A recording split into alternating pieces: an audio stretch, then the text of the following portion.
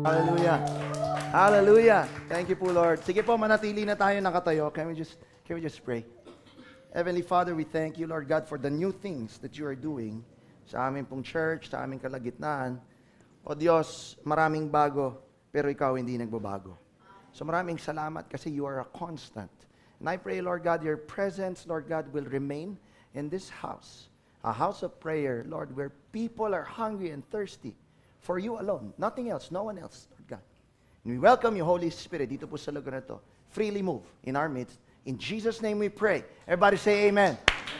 Hallelujah! Thank you po, Lord. Sige po, makakaupo na po tayo lahat. Glory to Jesus. Hallelujah. I'd like to welcome everybody marahil first time o yung mga bumabalik. So welcome po sa inyo. Sa ating online, welcome po. Thanks for tuning in. Pwede bang ngitian mo lang katabi mo? Sabi mo sa kanya, hello. Hallelujah. So marami pong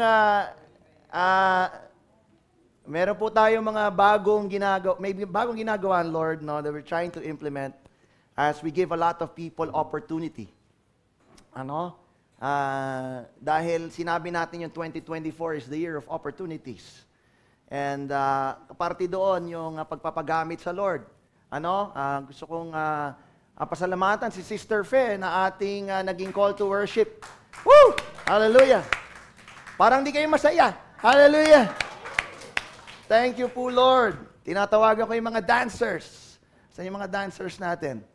I also would like to thank, kung nakita niyo noong January at ngayong February, meron tayong bagong MC. Last month, si Sister Cherry, ngayon si Sister Grace. Palakpakan natin ng Lord sa kanila. Hallelujah, praise God. Sa mga darating po na araw, tayo po ay may mga gagawin din na iimbitahan ko ang lahat. O hindi naman lahat. Naiimbitahan ko ang marami to participate doon sa mga gagawin natin as part of our ministry. Of course, yung mga nabati na natin sila about 2 weeks ago, yung mga nag-share ng gospel dito sa labas. Uulitin po natin yan. Wag po kayong mananawa. So we will have a set schedule. So si Sister Casey is in charge of that. So likely gagawin natin yan twice a month. Na fixed na. Para yung schedule po ninyo ay maayos ninyo. At kung sasabihin mo, hindi lang po ako pwede this Sunday, pero yung susunod, pwede ako. So, pwede rin. At least nagagamit ka. Does that make sense? Nabibigyan ka ng pagkakataon para ma-exercise kung ano yung natututunan natin at naririnig natin dito sa unahan. Can I hear an amen? Amen. Hallelujah. Ano pa ba ang babatiin ko? Meron tayong bagong format doon sa ating pag-worship. I just wanted to make sure na yung ating 2024, lalo na yung worship experience natin, ay mas maging free. So kaya medyo pinapatabi po natin yung upuan. We will need to figure out, ngayon yung testing kasi yung ating camera nandun na sa bandang likod. So ibig sabihin, pag may tao dito sa harap, nakubera na yung altar. So we will need to figure out paano kayo makakalapit nang hindi naman nabablock yung ating camera. Kasi hindi ko rin gusto na lahat naman nandun sa likod. Hallelujah. So, we're gonna figure that out. So, maraming ginagawa ang Lord na mga maliliit na pagbabago sa atin. And I pray na, tayo maging excited. Sabi mo, excited! Woo! Hallelujah. At dahil bagong buwan, meron akong, I wanted to embark on a new series na ating pag-uusapan. Nabanggit ito nung pagpasok natin ng 2024. The last Sunday, nung preaching, ng 2023 kung saan si Pastora Ella was our preacher or teacher. And she mentioned about the Joseph anointing. And I remember, nung ako yung nag-share about opportunities in 2024, I also mentioned that without remembering that she said it. Does that make sense? Naisabi ko, nang hindi ko naman inalala na nabanggit niya yun. And I remember standing here and speaking about opportunities at ang sabi ko, nung na-mention ko yung word na Joseph, sabi ko, mabigyan tayo ng pagkakataon to study. And that's what we're gonna do today. And hanggang sa susunod na ako po yung mag-share sa inyo, we're gonna talk about a story or perhaps stories ng mga tao na opportunity grabbers. Wow! Meron ba ritong opportunity grabbers? Ngayon, nung January, nagkaroon ng maraming meme. Yung January daw, sobrang dami na nangyari. Naranasan nyo ba yun? Parang hanggang January 35 na, hindi na January 31. Parang haba-haba daw ng January 30, ng January. Ano? At can I just have a show of hands? Sino dito nagkaroon ka ng opportunity ngayong buwan pa lang, nung January? Can I see? Show of hands. Opportunities. Ayun. O, ito yung susunod na tanong. Lahat ng nagkaroon ka ng opportunity, did you grab it? Sino dito yon? Taas kamay. Wow. Alright, marami. Ano? Yung pag-uusapan natin are people or stories who grabbed opportunities. Kasi iba yung may hinain sa'yo, hindi mo naman kinuha. Sayang. Halimbawa, may nagkalok sa'yo ng tinapay dyan dahil siguro, praise God sa nagdadala ng tinapay. God bless you. Salamat din sa nagdadala ng palaman. God bless you. Praise God. Ano? Isang mga pinagpapasalamat ko dito sa Diyos. Maraming nagbibigay dito sa church na ito. Amen. Hallelujah. Nagdadala ng kung ano-ano. Salamat sa Lord. Hindi ko magastos yung church masyado. Kasi may nagdadala na. Palakpakan nga po natin ang ating Panginoon. So we need to grab opportunities. What's in front of us? Otherwise, you're gonna miss it. The story of interest po natin ngayon, at papangalanan ko itong ating series ng From Ordinary to Extraordinary. Sabi mo, ordinary to extraordinary. Alright? Ito pong, pag sinabing ordinary, pag sinabing extraordinary, ordinaryo din yon, may extra lang. Does that make sense? Tingnan mo yung katabi mo. Yung mga katabi mo, nakikita mo sa news. Yung mga katabi mo, nakikita mo sa dyaryo. Yung bang katabi mo ay nakikita mo sa billboard ng EDSA? Hindi pa.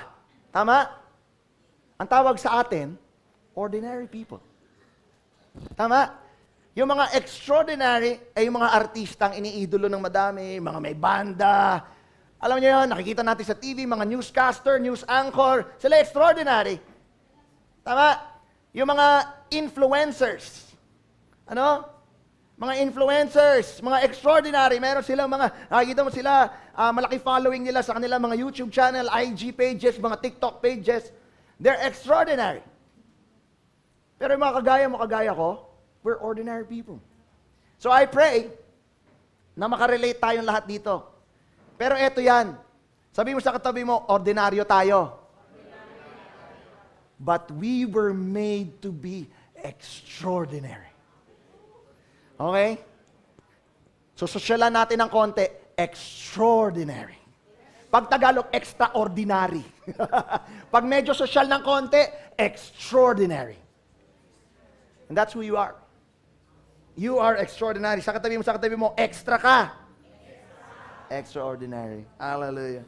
Alright, now, pag-aaralan natin yung buhay ni Joseph.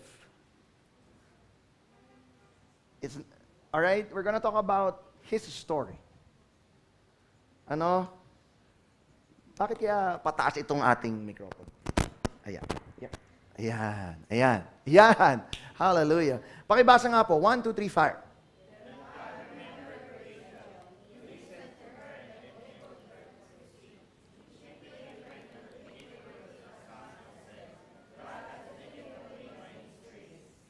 Basahin natin yung verse 24.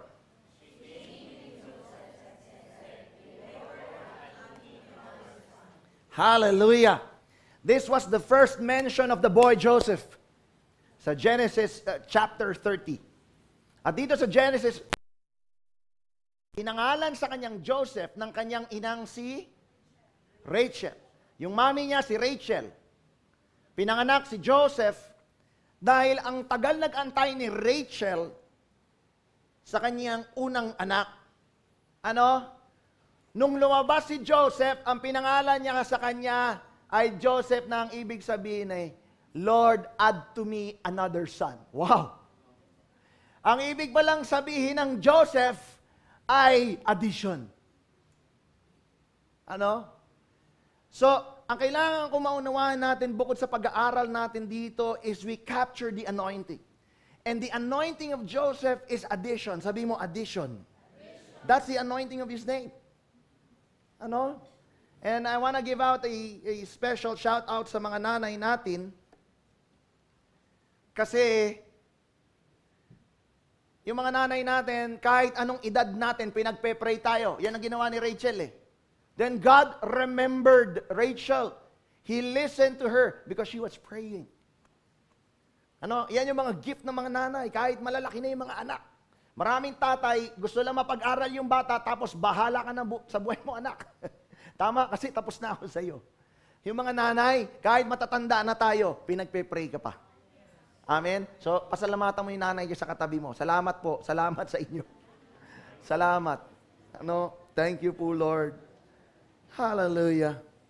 So now, Joseph, ang pangalan ng nanay niya ay Rachel. Hulaan niyo kung sino tatay niya. Anybody? Si Jacob. Si Jacob. Joseph is the product of Jacob and Rachel. Which actually, they have a wonderful love story, itong dalawa na ito. Ano? Pero hindi natin yan dadaanan ngayon. Sige, daanan pala natin ng konti. Si Rachel, siya yung first love ni Jacob. Ito yung love at first sight. So, unang tingin pa lang, wow. Talaga nagkasalubong na ang kanilang mga mata. At talaga naman sila ay biglang namuo ang pag-ibig. Ano? Hallelujah. Parang yung mga kakilala natin, yung kanilang first boyfriend, yun na rin yung last husband. Wow! Hallelujah! Praise God! Ano? At sobrang pagmamahal po ni Jacob kay Rachel, si Laban, na tatay ni Rachel, sabi sa kanya, sige, makukuha mo yung aking anak, pero pagtrabahuhan mo ako ng 7 taon. Wow! Ano? Alam mo, ito, naniniwala ako, si Laban, meron siyang nakitang anointing kay Jacob.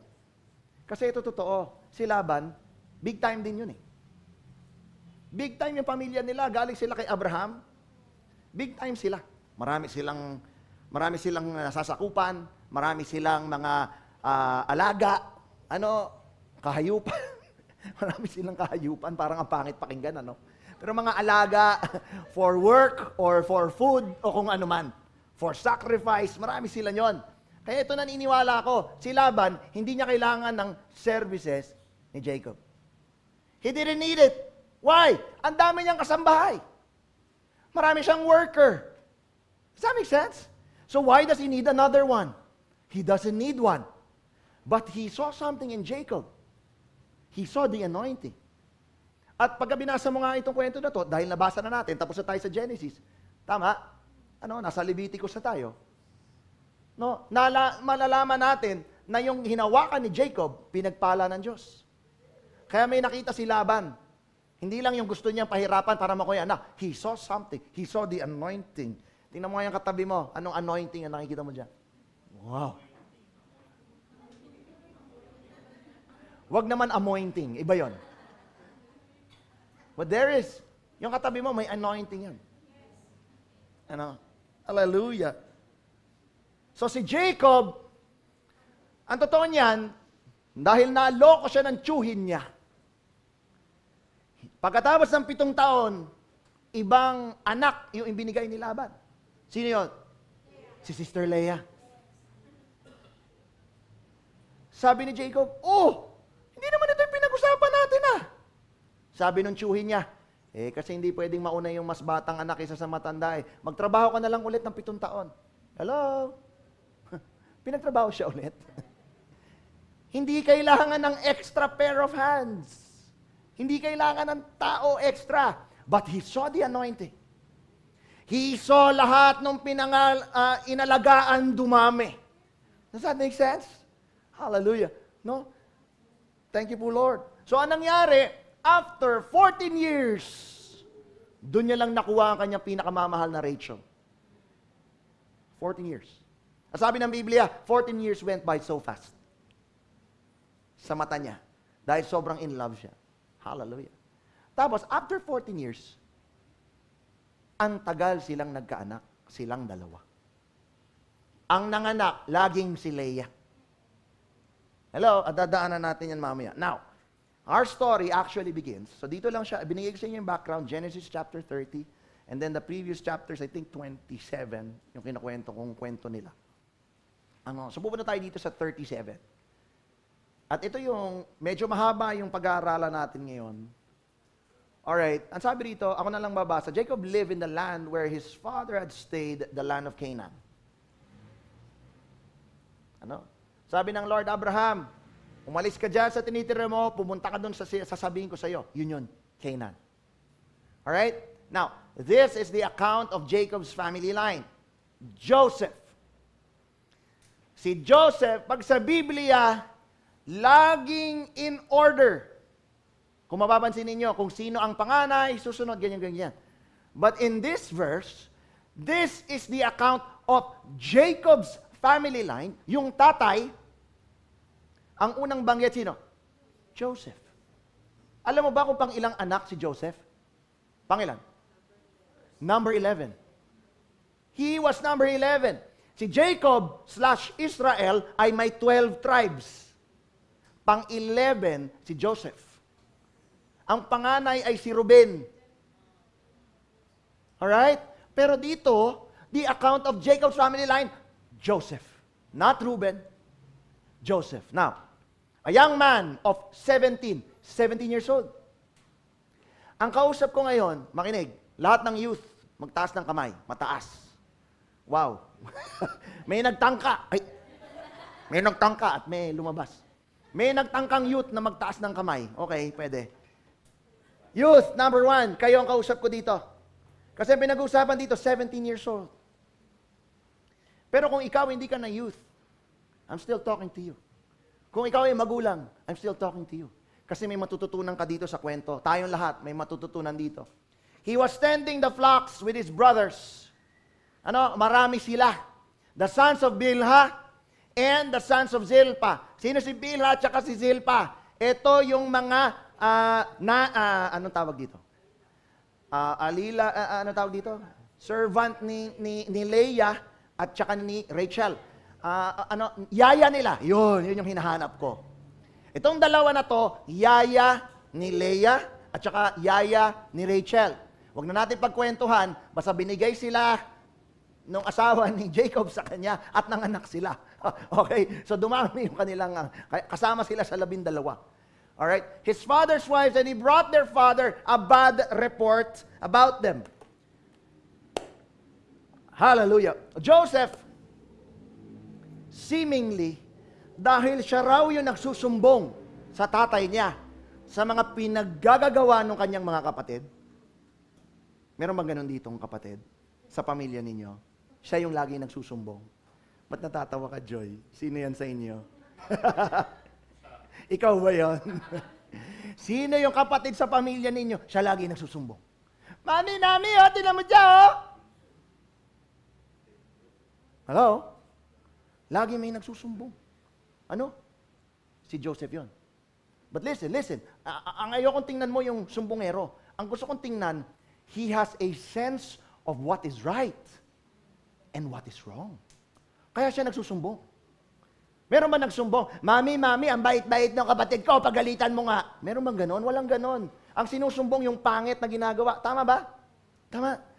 Si Joseph had an idea of what is right and what is wrong. Hello? Minsan, may mga matatanda na, nagsusumbong pa rin. Batukan mo. Yung mga matandang nagsusumbong, pwede bang i-correct nyo na? Kayo na yung nakakatanda wag na kayong magsumbong. Now, a bit of dynamics na na-share ko sa inyo, pang 11 siyang anak, at lahat ng sinusumbong niya, kuya niya. Tama ba? Meron din siyang ate, kasi may babae din anak si Jacob. Pero pag-uusapan natin, kung pag-uusapan natin 12 tribes, 12 lalaki yun. Dahil pang 11 si Jacob, pangalawa sa bunso, lahat yon kuya niya. Tama?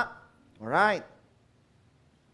Imagine mo to si Rachel, mahal na mahal ni Jacob. At dahil, pang-11, dahil anak ni Rachel, si Joseph, sana nakakasunod kayo, tingin ko favorite si Joseph. Hello? Favorite siya nung kanyang tatay. No? So, ganun yung buhay niya. Ganun yung dynamics niya. Hallelujah. Now, in verse 3, sabi rito, now Israel loved Joseph more than any. Yung Israel dyan, si Jacob yon, kasi pinalitan ng Lord pangalan niya. Hindi natin pag-usapan yon. Basta si Jacob, ay Israel ay parehas. Now, si Jacob loved Joseph more than any of his other sons because he had been born to him in his old age and he made an ornate robe for him. Dito sumikat si Jacob, yung kanyang robe na ornate. Pag sinabing ornate, makulay. Sa ibang translation ng Biblia, ito yung coat of many colors. Yan yung mababasa po ninyo dito po sa inyong mga Bibles. At dahil maraming kulay yon, stand out. Sabihin mo, stand out. Stand out. Hallelujah. Gusto ko maunawaan mo, si Jacob may kapatid. Sino kapatid ni Jacob?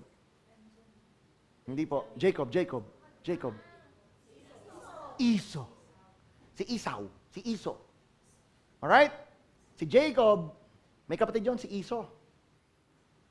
Ang tatay nila pareho ay sino? Bible quiz to eh. Hindi po. Isaac. Moses, wala pa. Isaac. Abraham, Isaac, Jacob. 12 anak. Joseph, bandang 11. Does that make sense? Ganun ha? Ang paborito ni Isaac, sino? Esau. Si Esau yung favorite. Kanya nga niloko nila Jacob, yung tatay niya. Kasi magbibigay na ng blessing. Bible quiz ito eh. Nadaanan nyo na to sa Genesis eh. Diba? Kinuha yung mana ni Jacob na pangalawang anak, dapat kay Esau eh. Alright? Si Jacob knew what it means to be unfavored. Yung hindi ka paborito ng tatay mo. He knew that. At dahil dito, Jacob loved Joseph more than binaby niya yan. Naunawaan mo? Kasi siya mismo, hindi siya binaby ng tatay niya eh. Pag may unang tatawagin, anak, Esau, halika nga dito. Wait mo talaga. Tapos siguro lalapit si Jacob. Okay anak. Halika Esau, halika maglaro tayo. Naunawaan ninyo? Naunawaan ninyo yung dynamics ng buhay? Kaya naniniwala ako, nung lumabas si Joseph na pinakamamahal niya, sa lahat ng kanyang anak, binaby niya. Shinelter niya. Hello? Naalala ko si Joan, bago po kami naging kami. Alam niyo po ba si Joan hindi marunong mag-commute at takot tumawid sa kalye? Nung naging kami, nalaman ng mama ko ganun, dun siya lang nakapag-tricycle. Dun siya lang nakapag-jeep. Doon lang siya nakapagsakay ng bus. Because she was sheltered. Kanina nandito siya, kinukwento niya, lagi may taga-ayos siya ng damit, kahit na maglalayas daw siya, lalabas niya daw yung... Actually, hindi ko alam yun, ngayon ko lang nalaman yun.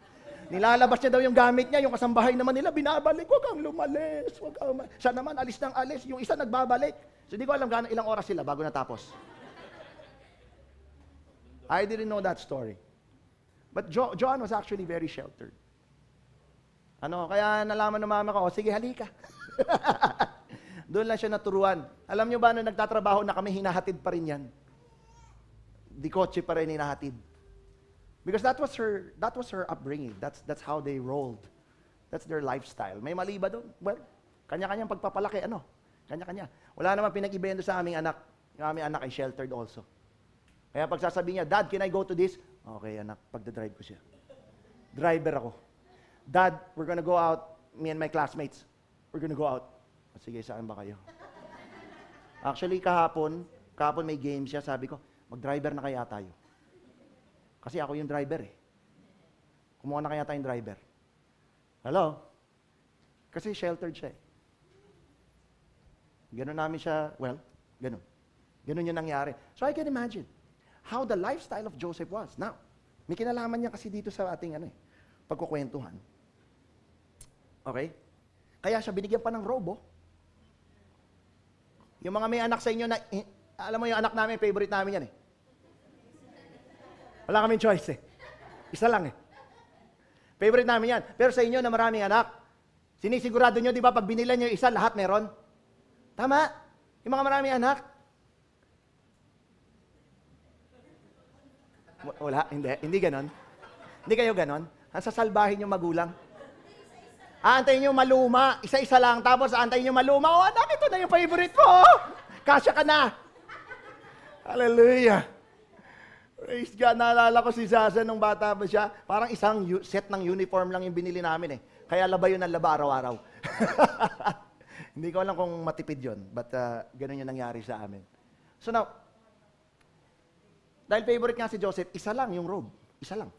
Wala yung lahat, isa lang. Siya lang meron. Now, tuloy natin ha. When his brothers, ganun yung kwento ganun yung dynamic sa bahay, ganun yung buhay niya. When his brothers saw that their father, na si Jacob o si Israel, loved Joseph more than any of them, what happened? They hated him. Nainggit, actually malupit, hindi nga lang inggit, they hated him. Kinamuhian siya. Hello? And I pray, kung may mga kapatid kayo, hindi ito mangyari sa inyo o sa atin. Kamuhian yung kapatid. Hello? Ano? They hated him and could not speak a kind word to him. So, ibig sabihin, tuwing kakausapin niya, kuya, bakit? Naunawa mo yun? Galit ka agad? Kasi naiinis eh. Naiinis ka, di ba? Yung taong kinaiinisan mo, konting lapit lang sa'yo, konting kibot, nakaangil ka. Tinan mo nga yung katabi mo, ngitian mo. Huwag mong angilan yan. Okay? Wag naman.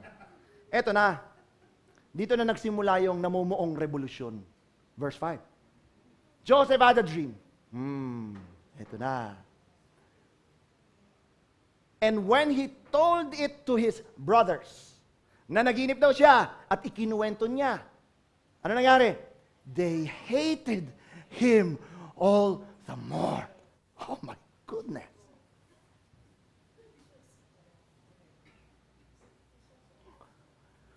Bakit? Ito yung kwento eh. Sabi ni Joseph, "Oli kayo, mga kuya, meron akong panaginip. Pwede ko ba i-share sa inyo?" Hindi! Di bale, kukwento ko pa rin. Kaya siya kinainisan eh, no? Ayaw siyang marinig, pero ang galing ng boses ko Parang pang-cartoons sabi rito, sabi ni Joseph, "We were binding sheaves of grain," mga palay, "out in the field when suddenly, my sheaf," yung bungkos daw niya, lahat daw sila nagaganon ng palay. Pero yung bungkos niya, tumayo.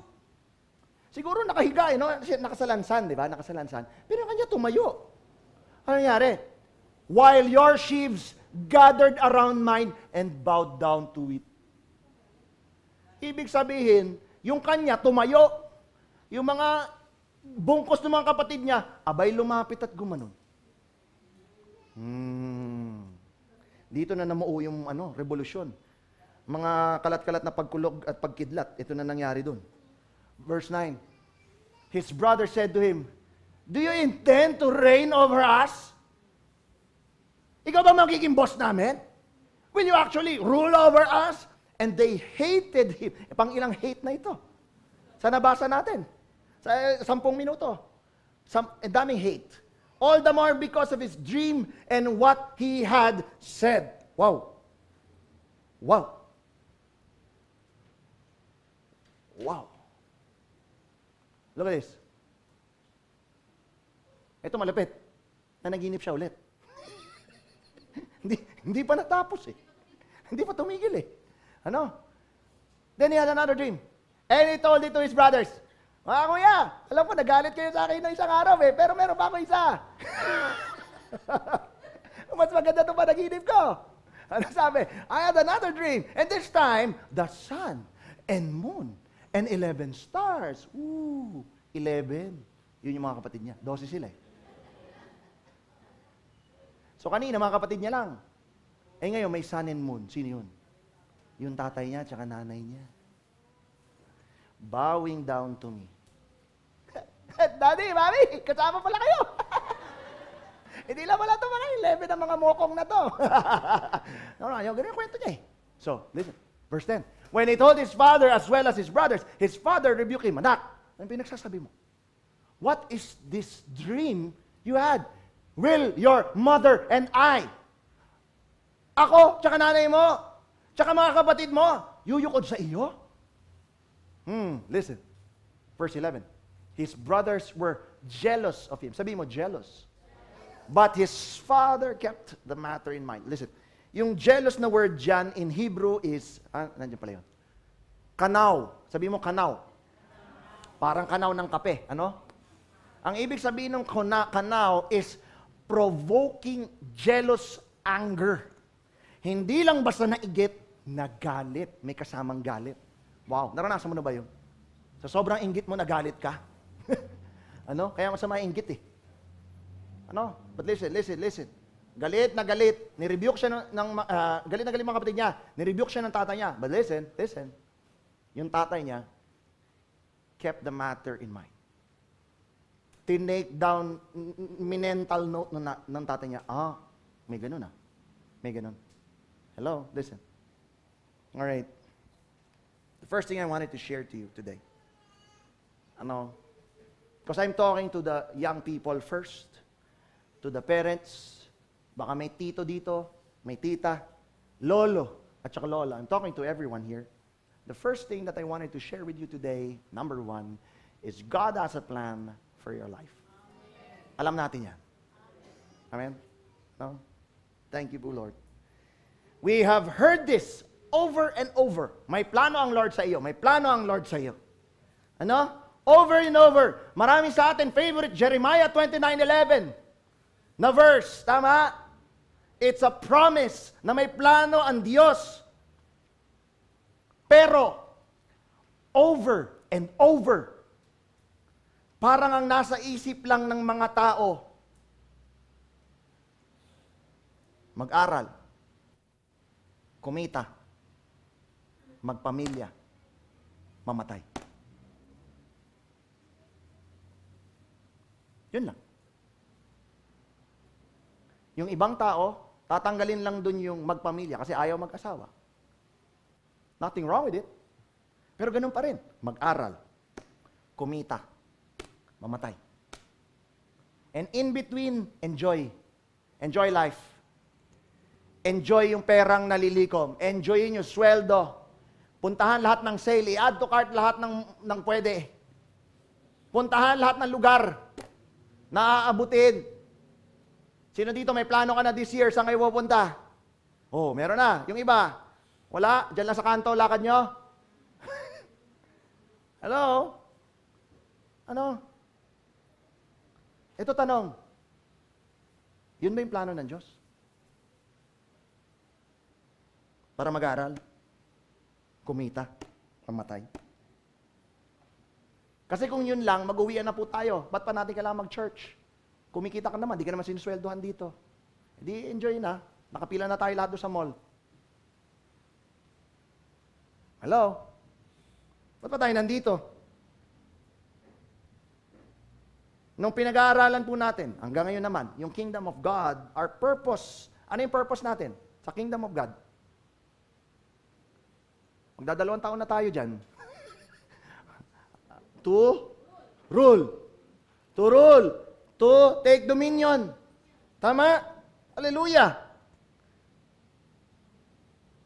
Pero alam mo, many of us miss this point. To go and multiply. Kasi kung saan natin kinuha, for man to take dominion, nandun din yun. But we seem to forget. At yung pinag-uusapan natin ditong go and multiply is not just na magkaroon ng maraming anak, maraming offspring. Hello? Pero yung pinag-uusapan natin dito is to multiply the nature of God. Sabi mo, nature of God. Anybody? Anong nature of God? Ano ba si Lord? Ano siya? Anong nature niya? Anong attribute? Pag sinabi nature, yun siya. Anybody? Loving. Anyone else? Sovereign, holy. Multiply? Okay. Nagmumultiply siya? Pwede. Okay. Anybody else? Powerful. Gracious, righteous, truth, faithful. Lahat yun. Nature ng Lord. At yun yung sinasabi. Na ikaw kawangis ng Diyos, yun dapat yung pinaparanas mo sa iba. Pinaparanas mo sa pamilya mo, yung mga pinakamamahal mo, ipaparanas mo sa mga kaibigan mo. Paparanas mo doon sa mga katrabaho mo. Parang ang ganda nitong ginagawa ko. Ano? Parang Zumba lang Okay, ha? Oh? Oh. At doon sa mga nakakalaking community kung nasan tayo. We are supposed to exhibit the nature of God. Kung ano man ibig sabihin nun sa'yo, love, service, hugas ng paa, hello, pagbibigay, pagyakap, pagtanggap, pagtulong. That is what we're supposed to do. Hello? Ito, listen. Itong plano ng Lord ng ito, this is God's dream for your life. At lahat tayo meron yan. Sabi mo nga ulit lang sa katabi mo, may plano ang Lord sa iyo. Hello? At doon sa buhay ni Joseph, the plan of God, ay literal doon sa kanyang panaginip, is to rule. Na-extend lang ang hindi niya lang naunawa noong time na yon, he was supposed to rule a nation. At kung mamaya, later on, dadaanan natin yon. Because he ruled Egypt. Hello? Hallelujah. At naging blessing siya sa family niya, at sa buong Egypt, at sa labas ng Egypt. Dahil nabasa natin yan. Listen. Not everyone will approve of God's dream for you. Yun lang. May plano ang Lord sa iyo. May pangarap ang Lord sa iyo. Pero hindi lahat magugustuhan yun sa iyo. Ito, makinig ka. May mga magulang, may kapatid, may tiyuhin, may tiyahin, na dream killers. Nagsabi ka ng ideya, naku, Dad, parang gusto kong magtayo ng fishballan. Lang kakweta-kweta, anak. Mami, parang gusto kong maging basketball player. Ay, sus, anak, ang bansot-bansot mo. Naunahan mo. Dream killers. Baka may tiyahin ka, ang toxic. Toxic tita. Pagkukwentuhan mo, laging negative yung sasabihin sa'yo. Dream killers. Hello? Kaya kailangan maging maingat ka kung kanino mo kinakwento yung pangarap mo eh. Kasi bakit? Madi-discourage ka. May pagkakataon pa, kapag may magandang nangyari sa'yo, meron pa ring tao na pangit ang sasabihin sa'yo.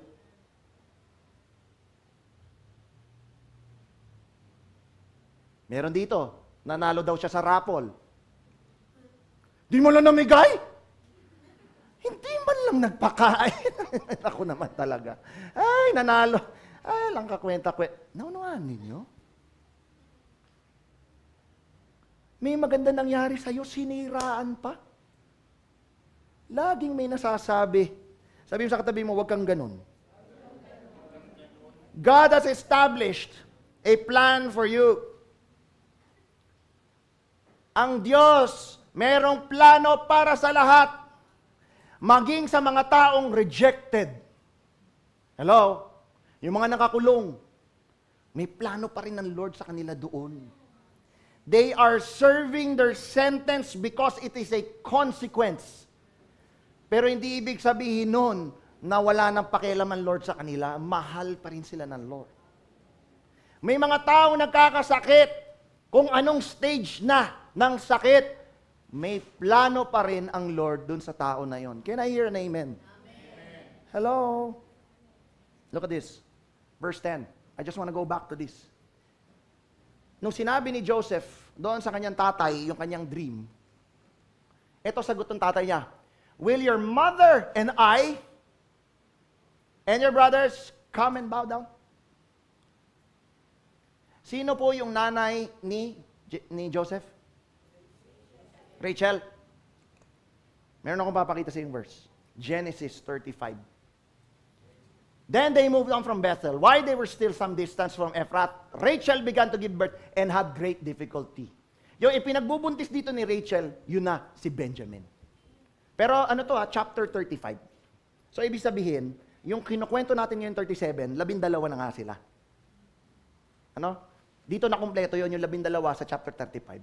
Si Rachel began to give birth and had great difficulty. And as she was having great difficulty in childbirth, the midwife said to her, don't despair, for you have another son. Yay! So ito na yung pangalawang anak ni Rachel, tsaka ni Jacob. Una si Joseph, ito na, si Benjamin. As she breathed her last, for she was dying, she named her son Ben-Oni, but his father named him Benjamin. So Rachel, what? Died. And was buried on the way to Ephrath. That is Bethlehem.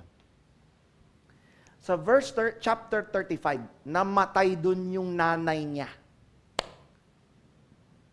Na si Rachel.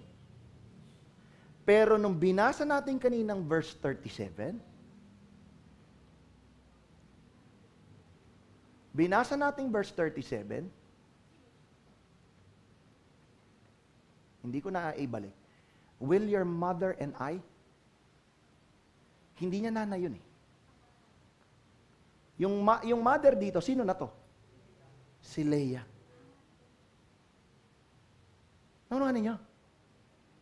The mother na sinasabi, dalawa yung asawa ni Jacob eh. Si Rachel at saka si Leah. Patay na si Rachel noong chapter 35. Nasa chapter 37 tayo. Pero sabi ng tatay niya, will your mother and I? We are talking about the plan of God na mayroon para sa buhay mo. At ang kailangan mo maintindihan, yung plano ng Diyos, nakakabit yun pati sa nakaraan. The plan of God, the way He looks at it, is on the entire timeline ng buhay mo. Kaya pati yung mga nauna sa'yo, may kinalaman. Bakit ko sinasabi yan? Ang nag-aalaga na kay Benjamin at saka kay Joseph ay si Leah. Stepmother niya. Listen, si Leah, nagkaroon siya ng 6 na anak na lalaki.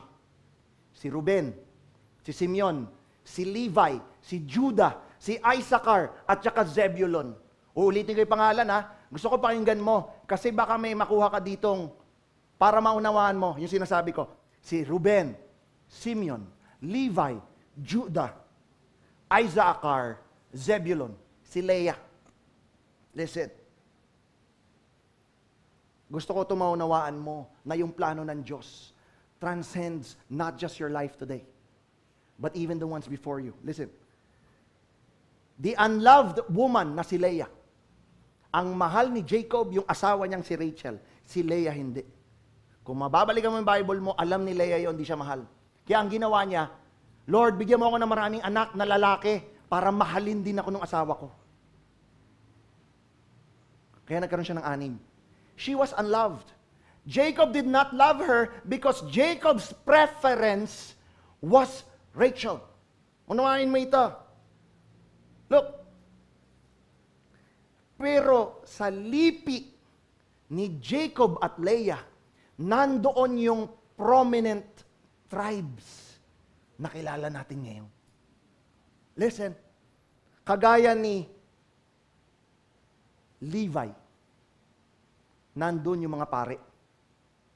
Nandun galing si Moses, si Aaron. Hello? Si Issachar.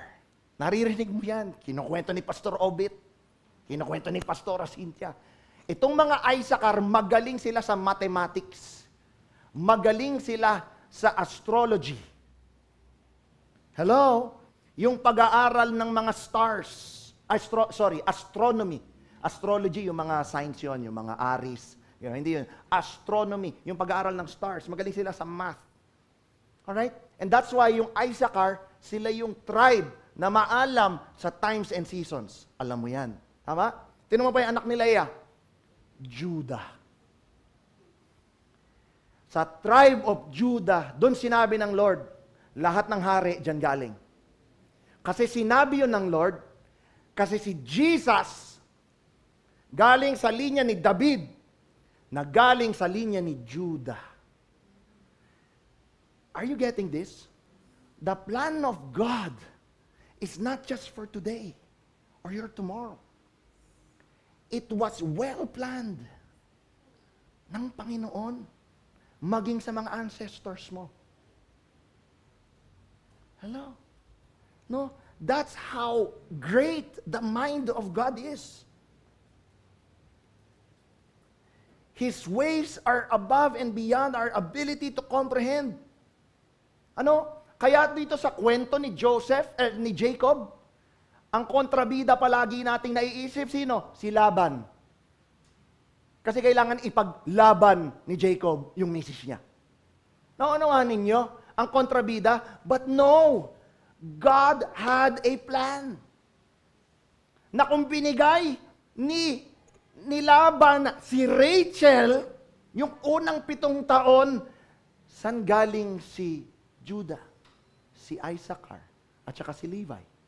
Mawawala sila. Naunawahan ninyo? Kasi, listen, and this is the pudding of the matter. Ang perfect will ng Lord for Jacob was not Rachel. It was Leah. That was the perfect will. Yung permissive will was only Rachel. Kasi yun yung gusto ng puso, gusto ng laman, gusto ng isip. Kasi si Rachel mas maganda kaysa doon sa ate niya. Naunahan niyo? The plan, the mind of God. He has a perfect will. So paano ko ito itatranslate dito sa buhay natin ngayon? May perfect will ang Lord para sa iyo.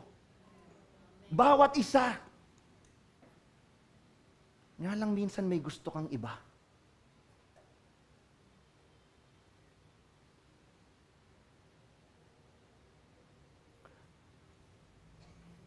Akala mo pinapahirapan ka ng Lord dito sa bagay na ito, yung pala pinaalis ka na dyan. That's why. Kaya pala naghiwalay kayo ng ex mo kasi hindi pala yun yung perfect will ng Lord sa'yo. Pero ikaw naman, labang ka ng labang, kain ng ice cream. Nagpaputol ka ng buhok kasi, hello, okay lang yan, nagpa-straight, I love it. Tsaka nagpakulay, I love it. Hello? God has a perfect plan for you. So don't make up your own. Does that make sense? Ang kailangan natin saliksikin yung gusto ng Lord. Hallelujah. Hallelujah. Ito totoo, many times in our lifetime, if not all the time, pumapasok tayo sa isang sitwasyon, isang relasyon, isang negosyo, di natin alam naman talaga kung ano mangyayari. Tama? We don't know.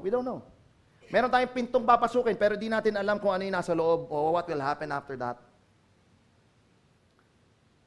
Ano? Ang tingin lang ng tao, yung taong matagumpay, yun yung may pera. Ang ibig sabihin ng tagumpay sa maraming tao, may pera. Na kailangan, may magandang bahay, magandang trabaho, magandang sasakyan. Of course, it's a sign. Pero hindi yun yung sukatan ng tagumpay. Hello? God has a plan for everyone, including you. And there is a very complex web of outcomes around us, before us, and the generation after us. And that is why, church, The question is not why. Don't ask God why. Just follow. And the right question is how? Or what? What are we going to do, Lord? What do you want us to do? How do you want this to be done? Hello? Now, then they moved on. Diretso tayo. Tuloy tayo. Then they moved on from Bethlehem. While they were still some distance from Ephrath, Rachel began to give birth. Ay, hindi. Ano pala ito? Lalampasan na natin ito. Babalik tayo sa chapter 37. Okay, verse 12. Now his brothers had gone to graze their father's flocks near Shechem. And Israel said to Joseph, sabi ng tatay niya, are not your brothers feeding the flock in Shechem? Come, I will send you to them. So he said to him, here I am. Sabi ni Joseph, anak, nando sila, di ba? Papakain sila ng mga hayop natin. O sige, puntahan mo sila. Sabi ni Joseph, here I am. Okay. So, he said to him, go and see if all is well with your brothers and with the flocks, and bring word back to me. Then, he sent him off from the valley of Hebron when Joseph arrived at Shechem. Okay. Thank you po, Lord. A man found him wandering around in the fields and asked him, what are you looking for? Sige, hindi ko babasahin kasi medyo wala na akong oras. So, nangyari, pumunta siya ng Shechem. Ano, hinahanap niya mga kapatid niya. Ngayon, sabi niya, hindi ko makita yung mga kuya ko ah. May nakita siyang mama. Sabi, may nakita ka ba dito yung mga kapatid ko na nag-ano ng mga hayop? Sabi, pumunta doon sa Dotam. Ayan, Dothan. They have moved from doon sila pumunta. Okay, so ano ginawa ni Joseph? O sige, he went after his brothers. Gusto ko na maunawaan mo.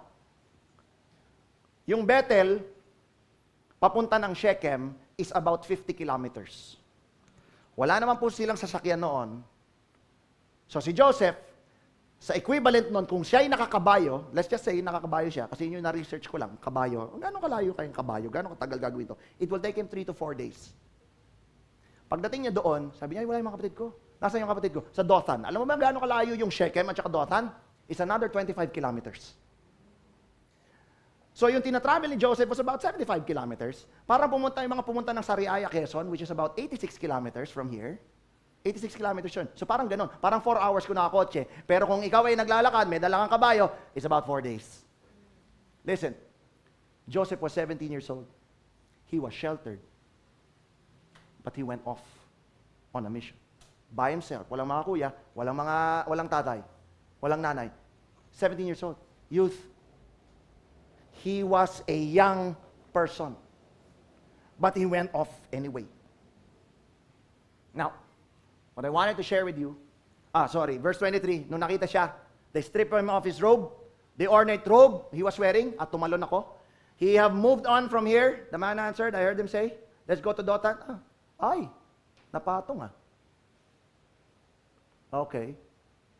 Okay, sige. Gusto ko lang ipakita dito, nung siya ay pumunta roon, dala-dala niya yung robe niya. Okay? Dala-dala niya yung robe niya, yung makulay niyang robe. Okay, listen. Number 2, now I wanted to share with you. Una, may plano ang Lord sa iyo. Pangalawa, binigyan ka niya ng authority. The robe in this context is the authority of God. That's what it symbolizes. Ano? Kaya po yung mga huwes, yung mga judge, meron silang robe. And you're not supposed to touch that. Merong robe yun. No? Kaya pag ako po, merong importanteng meeting, usually, pag C-level yung kausap ko, meron akong coat. And I tell this to my team, pag may ka-meeting tayong boss, mag-coat kayo. Kung ano man gusto mo, naka-t-shirt ka, naka-ganun ka, preferably may collar. But I wear a coat. That's how I do conduct my business. Pag alam kong medyo senior yung aking kakaharapin. Walang senior dito, kaya wala akong coat. Puro young people dito. Hallelujah. Hello. When Joseph was asked to go to follow his brothers to Shechem, he put on his robe. Nagbiyahe for 3 days, 4 days. Ay, wala dito. O, sige, di bali, punta lang ako doon. Sabi yun, 25 kilometers. Similarly, listen. His father, listen, yung father niya na si Jacob / Israel, had a plan. May plano para sa kanya, pumunta ka doon. At si Joseph ay sumunod, in-execute niya. Sinigurado niya, dala-dala niya yung robe. Yung authority na binigay sa kanya ng tatay niya. Similarly, ganun din sa atin. May plano ang Lord sa buhay mo. At binigyan ka niya nito. Hindi ka bibigyan ng plano ng Lord nang hindi ka binibigyan ng authority. Remember that. When God has a plan for you, that means you have the authority. Problema natin mga Pilipino, lagi tayong ganun. Mahihain tayo eh. Lagi tayong nakayuko. Ay, excuse, sorry po, excuse, nakikiraan lang po. When you have the authority, meron ka bang presidente nakita ganun? Presidente natin, may meet yung China. Takot tayo sa China, di ba? Ayaw natin galawin China, di ba? Baka pag tumalon silang lahat, mag-earthquake eh. Di ba? Ayaw natin galawin, di ba? Pero makikita mo ba, Presidente Marcos, yuyukot, President Xi. Gaganon ba siya? Makita mo ba si Duterte, yuyuko? No. Why? Because they know they have the authority. Anak ng Lord, ikaw, stand up straight. You have the authority. That needs to sink in. That needs to sink in. Hindi kailangan presidente ka ng kumpanya, may-ari ka ng negosyo para ikaw magkaroon ng otoridad. Binigyan ka ng tatay mo. Lumikha na lahat. Authority to stand up and rise, chin up. Hindi para maging mayabang, but it's just knowing who you are. Don't get lost in the noise. Know who you are. Stand up. Yes. Authority. Binigyan ka nun ng Lord. Woo! Alam mo kung bakit ka bakit ka lagi nakayuko? Alam mo bakit ka nahihiya? Ang feeling mo, yung authority na binigay sa'yo ng Lord, hindi mo deserve. Yun ang language ng mga tao ngayon, Maling language yun eh. But kaya ka nahihiya, kaya ka ganun ng ganun, because you feel that you are undeserving of the authority. Now listen. When God gives you something, you're not supposed to feel. You're supposed to obey. Don't feel it. Obey. Does that make sense? Ano po? Ito totoo. Hindi ka naman talaga deserving eh. Meron man deserving sa atin. Dahil ba pastor ako, ibig sabihin, deserve ko yan. Hindi tayo deserving. At doon pumapasok yung grace. Hindi naman yan para karapat-dapat ikaw eh. Ano ba nagawa natin para magkaroon tayo ng deserve na sinasabi natin? It's just by the grace. Sabi mo, grace. Hallelujah. Now listen, when we talk about authority, it's having dominion. Sabi mo, dominion. No? It's having dominion. Pag sinabing dominion, na pag-aralan na natin ito, kailangan ikaw ay merong territory. Meron kang sinasakupan. At kapag ikaw ay may sinasakupan, mayroong kang influence. Hello? Tama? Umattend kasi kayo ng Sunday school para maunawaan nyo ito. Pero kasi magkakadugtong to eh. Now I begin to understand. Binigyan tayong authority ng Lord, ibig sabihin binibigyan kanya ng territory. Pag binibigyan kanya ng territory, ibig sabihin meron kang influence over that territory. At ngayon ko lang naunawaan kung bakit nilalagay tayo ng Lord sa iba-ibang field natin. Yung iba ahente, yung iba negosyante, yung iba housewife, yung iba empleyado. Hello? Yung iba teacher, yung iba engineer, yung iba doktor, yung iba choir, yung iba ang trabaho sa kasino. Naunawaan ninyo? Magkakaiba tayo? Praise God. Bakit? Bakit tayo magkakaiba? Dito ko ito naiintindihan eh. The reason why we have been placed in different fields, in different areas, in different situations, with different people, is for you to exercise the authority na binigay sa iyo ng Lord. For you to exercise the dominion over that territory. For you to exercise your influence doon. Hello? Ito problema nating mga Kristiyano. Pagka Kristiyano ka na, ang gusto mo laging kasama, Kristiyano din. Masama ba yon? Hindi. But listen to this. Ito yung spirit nung gusto kong sabihin sa iyo. Maraming Christians gusto Christian din. Christian friends. Christian school. Christian dapat yung katrabaho. Hello? Pastor, mali ba yan? No. Listen, that's not the spirit. This is the spirit of the message na sinasabi ko. Ang gusto natin, Christian. Lahat Christian, pati upuan. Gusto mo Christian. Ay, Christian to, upuan ko to. Kailangan Christian car, Christian building. Hello? Listen. Kung kasama mo araw-araw, Christian, sino yung liwanag sa mundo? Kasi gusto mo tayo-tayo lang. Sino liwanag? Kanya ka nga nilagay ito ng Diyos eh. Naunawahan mo? Lahat tayo dito, kung Kristiyano ka na tumanggap ka sa Lord, liwanag tayo. We are the light of the world. Lahat na nasa labas is in darkness, sabi ng salita ng Diyos. At kanya-kanya nilagay doon sa labas para magliwanag ka doon. I hope you're getting this. Hindi ko sinasabi maghiwalay na tayo dahil Kristiyano tayo dito. That's not the spirit. The spirit is kung saan ka tinanim ng Diyos, you're supposed na magliwanag doon. Kahit hindi sila Christian, mga kasama mo. Does that make sense? Does that make sense? Ano? Kasi si Jesus, nung pumunta rito, puro Christian ba lahat? Hindi. Pumunta siya dito dahil sabi niya, maraming may sakit. May sakit sa spirit, yung kinukwento kanina ni teacher, ng maganda natin teacher kanina. Di ba? Yung kinukwento ng magandang teacher kanina.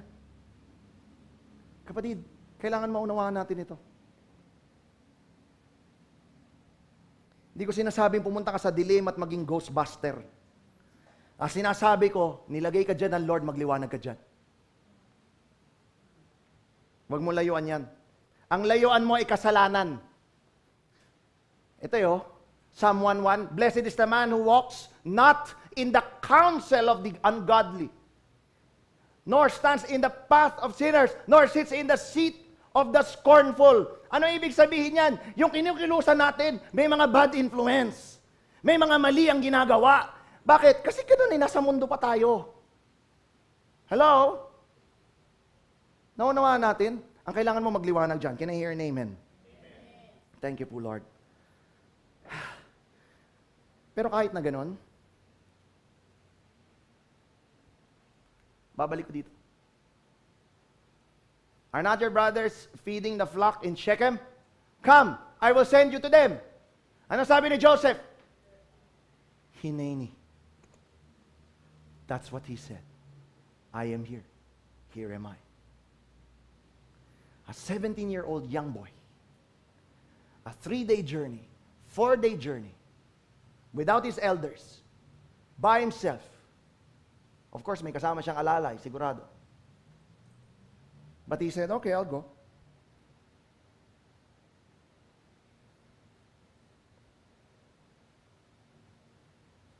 Ikaw, tanong. Ilang taon ka na inaantay ng Lord para sumunod?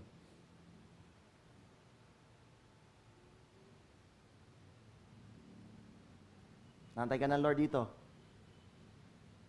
Sa oras na tinakda. Asan ka? Ilang buwan ka nang inaantay ng Lord para maging mainit ulit? Kasi dati mainit ka, ngayon hindi. Are you willing to say today, Hineni? Wear your robe, kapatid. You have the authority na binigay ng Lord. Verse 18. But they saw him in the distance, and before he reached them, they plotted to kill him. Nakita nila si Joseph, malayo pa lang. Bakit? Makulay yung damit eh. Di ka ba naman makita? Here comes that dreamer, they said to each other. Number 3, and the last point. Oh? I'll skip this part.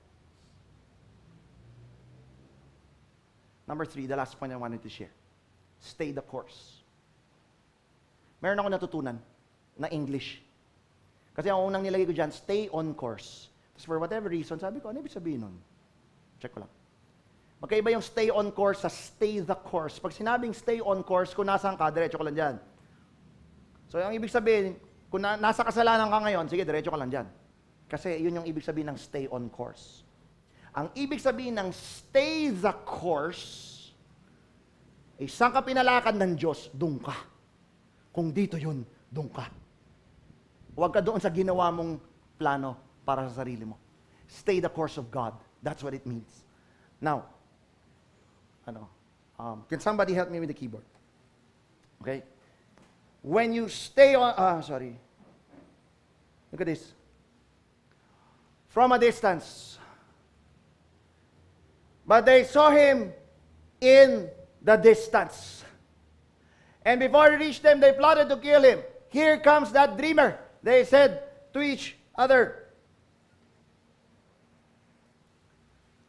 Hindi ko pala na-highlight yung isa dyan. Alam mo bang ibig sabihin ng dreamer in Hebrew? Dreamer in Hebrew is Bahal. Ang ibig sabihin ng dreamer ay ruler or Lord. Wow. Ito talaga plano ng Lord. Ito puso ng Lord for us to rule, to lord, to take dominion. Dala-dala ni Joseph, yung rulership at lordship na nilagay sa kanya ng Diyos.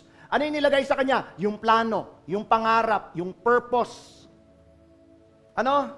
And his brothers wanted to kill the plan, the purpose, the dream, to put an end to it. This is extremely demonic. This is spiritual more than anything else. Ito, hindi ito, wala itong pinag-iba doon sa nangyayari sa Israel ngayon. The enemy wants to annihilate Israel. Bakit? Kasi may pangako doon yung Lord. May plan, may purpose, may dream ang Lord sa Israel at gusto silang ubusin ng kaaway. Hello? Pero ito, dito bulag yung kaaway. God's plan will always prevail. Amen? At sa context ng pinag-uusapan natin ngayon, ikaw yan. Yung dreamer. Here comes that dreamer. Si Dance. Si Tracy. Si Mish. You are that dreamer. Alam mo trabaho mo? To rule. To Lord. Ikaw yan. That's you. First time mo dito, that's you. Huh? Ikaw yan, ikaw yung may authority. Nasa iyo ang plano ng Diyos, yung pangarap ng Diyos. Wear your robe, sabi natin kanina. Workers, lahat ng worker makinig. Matagal ka nang naglilingkod. Ngayon ka pa ba hihinto? Ngayon ka pa ba totopakin? It's time to mature. Ngayon ka pa ba magtatampo? Ngayon ka pa ba magsusumpong? Ngayon pa ba? Ilang taon na tayo dito? There will be instances when you will fall. Ako rin. We will feel alone in a dark hole. Parang nangyari kay Joseph. And they took him and threw him into the cistern. Parang isang malaking drum. The cistern was empty. There was no water. Only darkness. Cistern. Hello? Ano? Magkakaroon ng pagkakataon na ikaw ay nandyan. Ako'y nandyan. Madilim. Walang tubig. Yung Holy Spirit, wala. Bakit? Kasi ang feeling, nagpe-pray ka pero hindi sumasagot ang Diyos. Tahimik ang langit. Nararanasan mo ba yun? Pero alam mo, sa verse 25, as they sat down to eat their meal, they looked up and saw a caravan of Ishmaelites coming from Gilead. Their camels were loaded with spices, balm, and myrrh, and they were on their way to take them down to Egypt. Okay. Tignan mo to. Judah said to his brothers, what will we gain if we kill our brother? Skipan ko na ito. We don't have time. Listen, verse 28. So when the Midianite merchants, yung Midianites tsaka Ishmaelites, isa lang yun. Ishmaelites, nakatira sila sa Midian, kaya Midianites ang tawag sa kanila. His brothers pulled Joseph up, inalis siya doon, and sold him for 20 shekels of silver to the Ishmaelites who took him to Egypt. Makinig ka. sa hindi mo inaasahang pagkakataon, ang tutulong pa sa iyo in moments na ikaw ay nasa dilim, you feel alone. Hindi pa Kristiyano. Magpapadala ang Lord sa iyo ng tulong. Para nangyari kanila, Pastor Bry, Pastor Ella. Yung tumulong sa kanila mag-asikaso ng kanilang passport, hindi Christian. But they were able to get it in one day. Walang lagay, walang anong klaseng pakiusap, etc. But God sent them Midianites, Ishmaelites, hindi Christian. Because God can use anybody to bail you out. So even if you're working for a company na hindi Christian, it's okay. Kasi ikaw yung liwanag doon. Hindi pa sila Christian ngayon. Ibang usapan yung bukas. Does that make sense? Ano? Hallelujah. Hallelujah. God's purpose will prevail. His plan for you is what's best for you. Can I hear an amen? And He will make sure that every inch ng plano na yon, every inch of the universe will fulfill the plan na mayroon para sa iyo. Eto lang. The only person na kayang pumigil doon sa plano ng Lord sa iyo, all eyes on me, ikaw.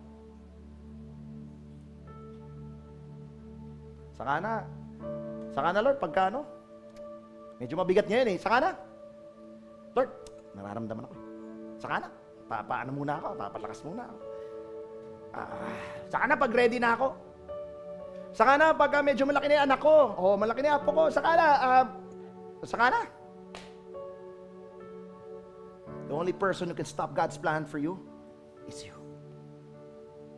Dito ka gusto papunta ng Lord, pero gusto mo dito Doon ka gusto, may gusto mong pagawa dito, ayaw mo, gusto mo dito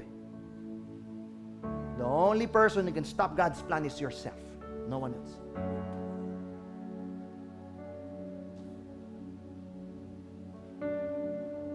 Kaya sabihin mo sa katabi mo, huwag ka magturo. Turo ng turo. Nung hinanap ng Lord si Adan, ba't mo kinain prutas? Yung misis ko kasi. Tuturo. Turong turo. 3 na sa kanya. Ka magturo.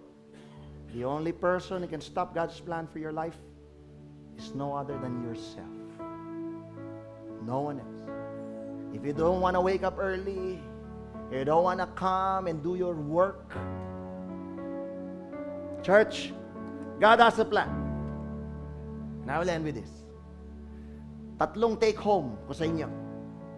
3 things you can take away from this message today. Number 1, very simple. May plano ang Lord sa'yo. At itong plano to, baka hindi mo talaga maunawaan kasi pati mga ninuno mo, pinlano na ng Diyos. Yung mga kasama mo ngayon, sabi mo, bakit ito yung kasama ko? Hindi ko naman type to. But ito yung plano ng Lord sa'yo. Hindi mo maunawaan. Maunawaan mo bukas. Ano? Number 2, hallelujah. Dahil may plano ang Lord sa'yo, binigyan kanya ng robe. That robe of authority. Chin up. Hindi para maging mayabang. Kung hindi para magawa yung pinapagawa niya. And then finally, stay the course. If you already know God's plan for your life, stay the course. Huwag ka nang mag-isip pa, lumingon-lingon pa. And I will end with this verse. And everybody stand up. Just want you to read this verse. Hebrews 3:14. Basahin natin sabay-sabay. 1, 2, 3, fire.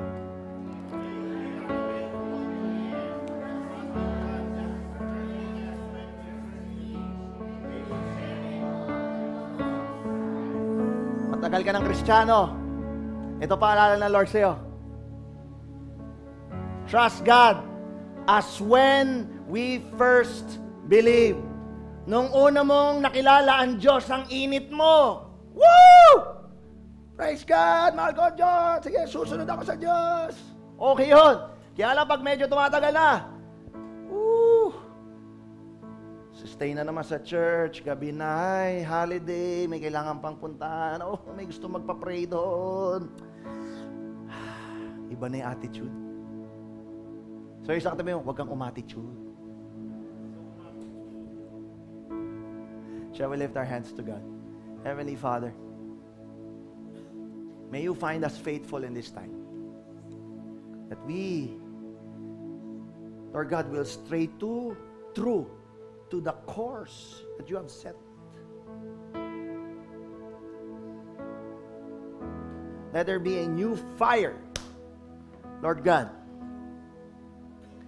That new sense of obedience, exact obedience, not just the permissive will. Ang habulin namin kung hindi yung perfect will. Hallelujah. O Lord, kakitaan mo kami, Panginoon, ng pagtitiwala sa iyo. Kung mayroon pa sa amin na hindi pa rin alam yung plano po ninyo sa kanya-kanyang buhay, oh Lord, I pray that you cause this person to seek you. For yun yung sinabi mo, seek and you shall find. Ikaw, hindi mo alam yung plano ng Lord sa iyo? Hahamunin kita. Seek God and you shall find. Thank you po, Lord. Kasi hindi lang plano binigay mo, otoridad binigay mo sa amin. At hindi lang yon, binigyan mo pa kami ng grace. Kahit di naman karapat-dapat para makompleto ito. I pray that in that day, in that moment, you will call us good and faithful servant. In Jesus' name we pray. Amen. Amen.